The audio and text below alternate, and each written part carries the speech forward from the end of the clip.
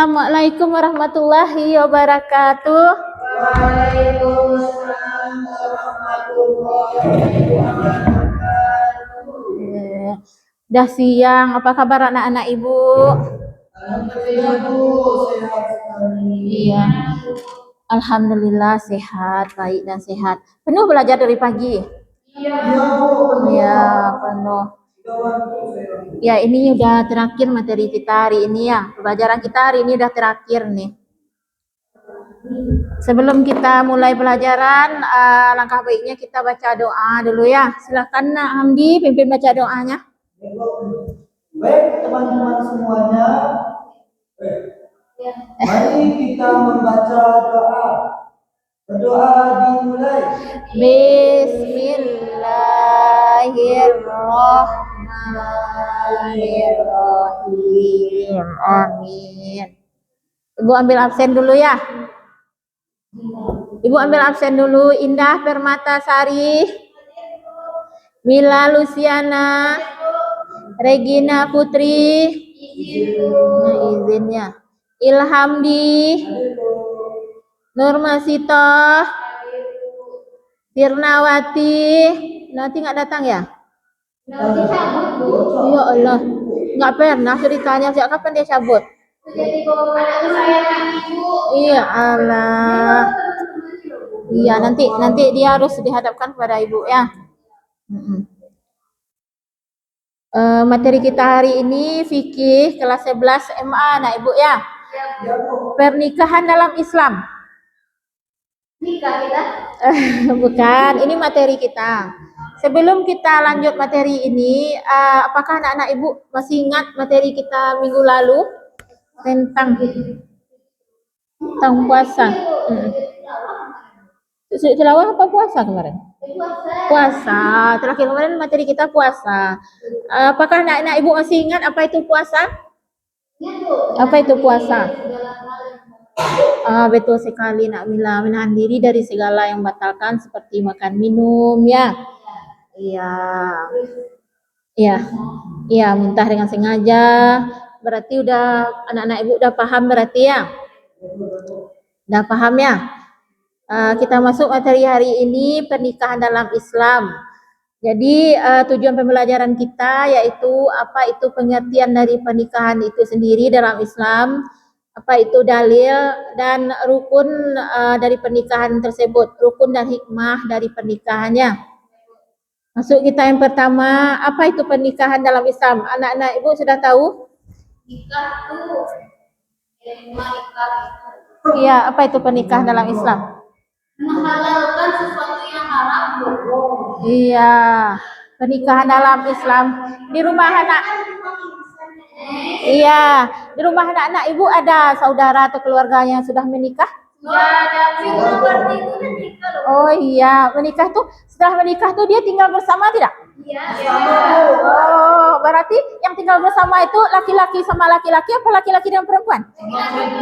Oh, berarti laki-laki dan perempuan tinggal bersama begitu? Berarti berarti arti dari pernikahan tersebut adalah menghalalkan hubungan antara laki-laki dan perempuan ya, diikat oleh agama kita ya. Apa? Ya. Kalau nikah enggak boleh itu. Tidaklah. Zina berarti. Iya. Berarti nikah itu udah ada akadnya. Maksudnya itu udah dibolehkan, udah dihalalkan dalam Islam, baru boleh tinggal bersama ya. Nanti anak-anak ibu tidak ada yang tinggal bersama ya sebelum menikah ya. Iya.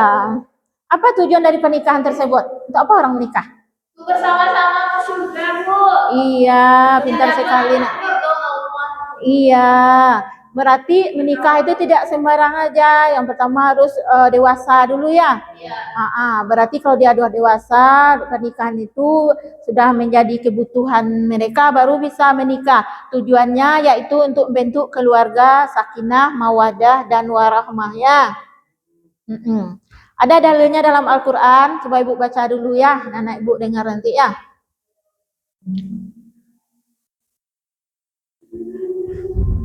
A'udzubillahi minasyaitonirrajim. Bismillahirrahmanirrahim. Wa min ayatih khalaqal an khalaqa lakum min anfusikum azwajan litaskunu ilaiha wa ja'ala bainakum mawaddatan wa rahmah. Inna fi dzalika laayatin liqaumin yatafakkarun. Shadaqallahul azim. Ada anak-anak ibu yang bisa membaca artinya? Silakan. Silakan Nak Ilham karena ya. Artinya, dan di antara tanda-tanda kekuasaannya ialah dia menciptakan untukmu istri-istri dari jenismu sendiri, Ya. supaya kamu cenderung dan merasa tentram kepadanya, dan dijadikannya di antara kamu rasa kasih dan sayang. Sesungguhnya pada yang demikian itu benar-benar terdapat tanda-tanda kaum yang Iya. Nah Indah, makasih ya Nak Amdi. sama-sama Ibu. Iya, Nak Indah mau membaca juga? Silakan. Iya, dan di antara tanda kekuasaannya ialah dia menciptakan supaya kamu cenderung dan merasa tenang. Iya. Dan menjadikannya di antara kamu rasa kasih dan sayang. Pada yang demikian itu benar-benar terdapat tanda kaum yang Iya. Berarti dari ayat ini jelas kita bisa ambil kesimpulan bahwa menikah itu adalah antara laki-laki dan perempuan agar mereka tuh merasa nyaman dan mempunyai ikatan yang berbentuk kasih dan sayang ya. Iya. Dan hal tersebut adalah terdapat bisa kita lihat dari bagi mereka tanda-tanda bagi mereka yang berpikir ya bahwa itu adalah anugerah dari Allah Subhanahu wa taala ya. Selanjutnya hukum dari pernikahan. Apa itu hukum pernikahan? Anak-anak ibu ada yang tahu? Silakan Nak Mila. Silakan Nak Mila. Iya. Iya, silakan Nak Mila bisa dibaca. Nah, yang pertama wajib, Bu. Iya. Iya. Wajib jika takut terjerumus fitnah. Iya, betul. Kedua sunnah jika mampu dan berniat ibadah. Iya. Yang makruh jika belum siap.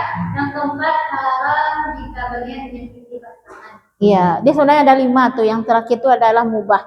Iya, wajib di sini maksudnya umur sudah mencukupi gitu kan.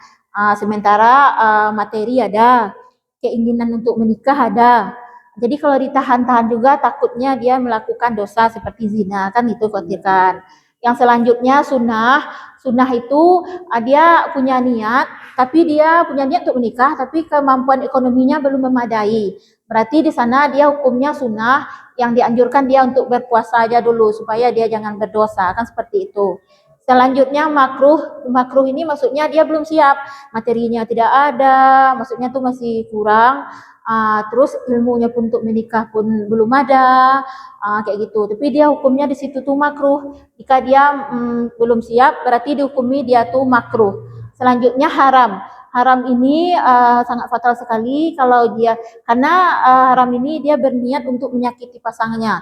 Karena kalau sudah menikah nanti contoh seperti ini, saya nikahi dia misalnya kan, sudah menikah nanti saya ambil hartanya, saya tinggalkan dia, kan seperti itu. Niatnya untuk menyakiti.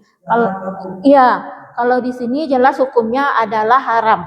Ya, sampai di sini Nak Ibu bisa memahami atau ada pertanyaan?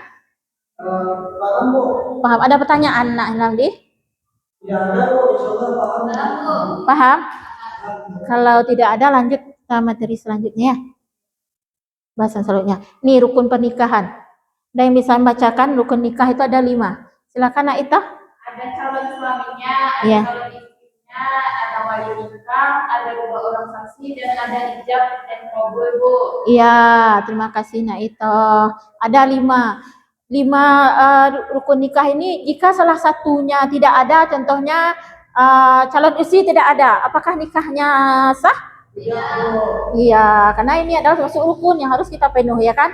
Misalnya dia udah nikah, udah siap menikah nih, cuman ijab kabulnya ditunda gitu, apakah sah nikahnya? Berarti semua ini wajib. Iya. Ya, silakan Amila.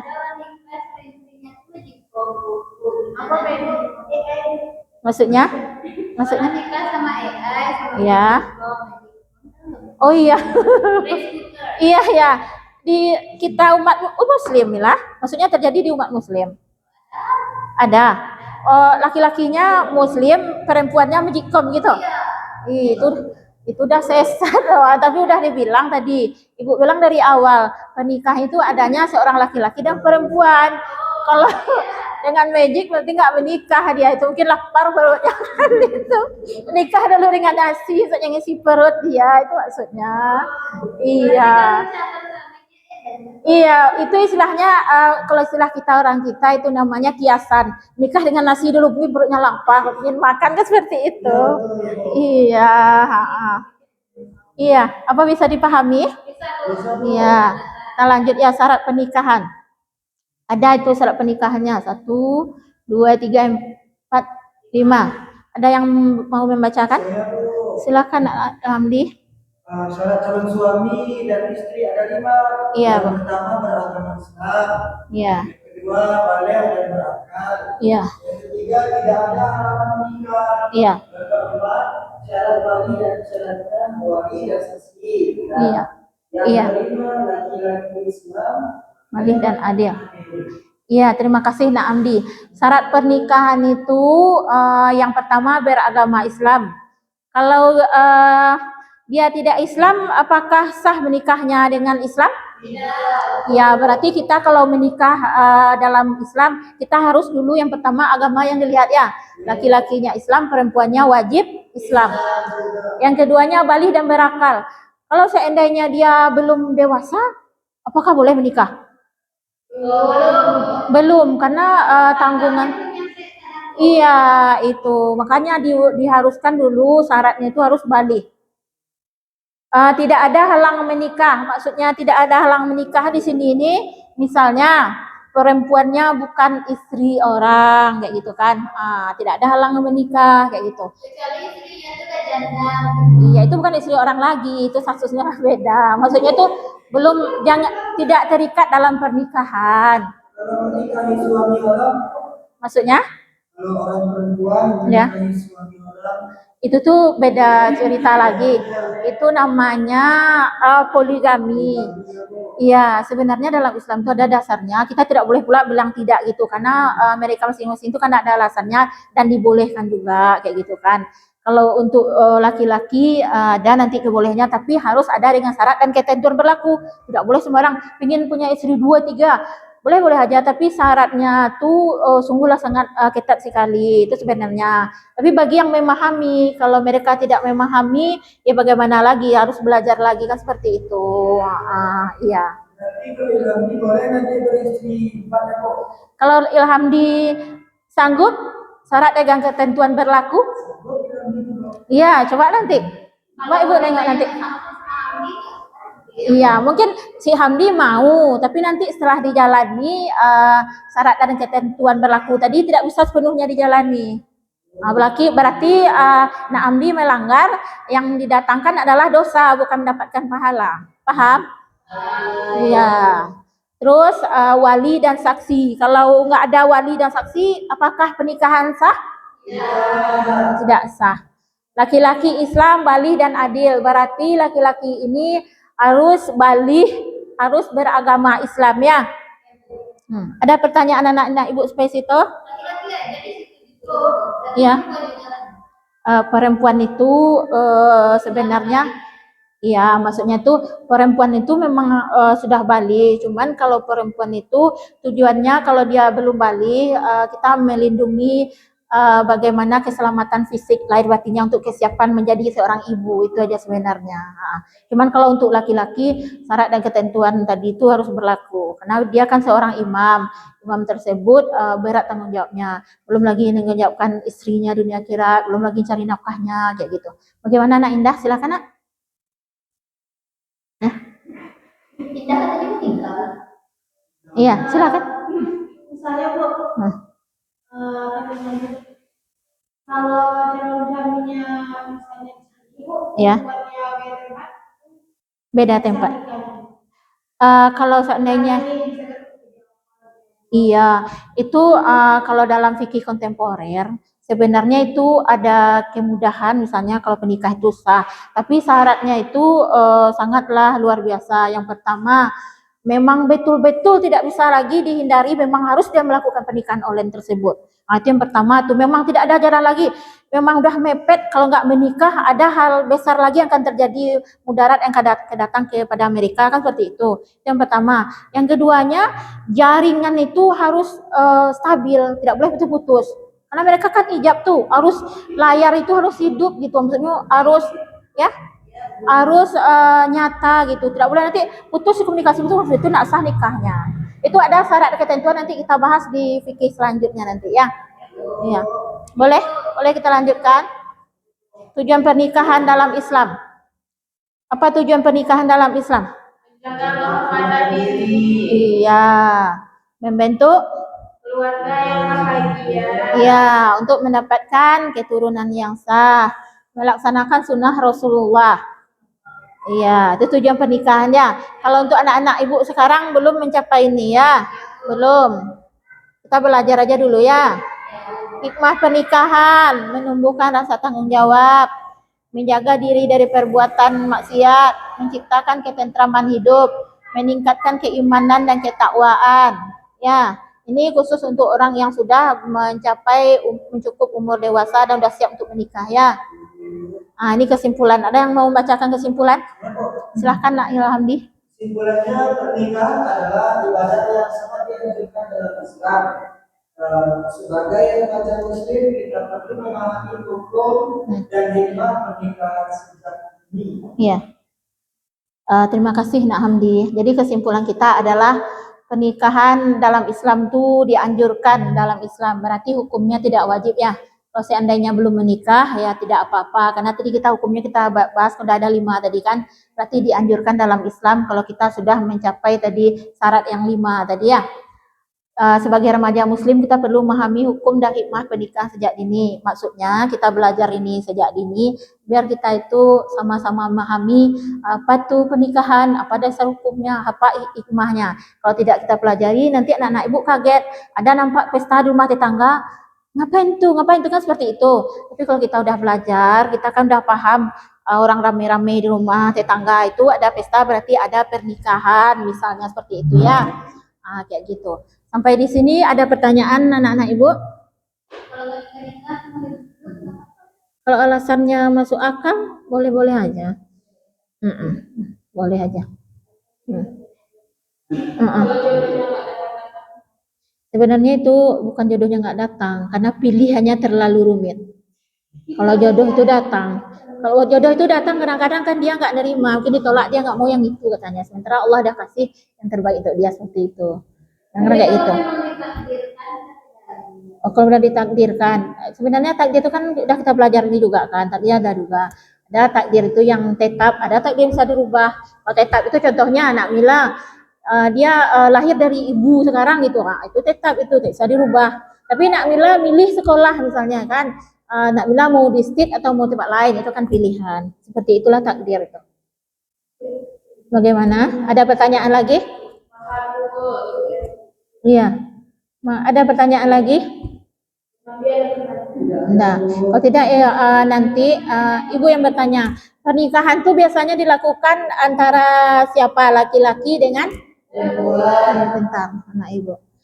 Baiklah, materi kita hari ini sudah selesai. Nanti anak-anak ibu minggu depan kita udah ujian akhir. Nanti pelajaran di rumah diulang-ulang ya. Iya, mohon maaf lahir batin dari ibu karena hari udah masuk puasa juga. Assalamualaikum warahmatullahi wabarakatuh. Waalaikumsalam warahmatullahi wabarakatuh. Okay.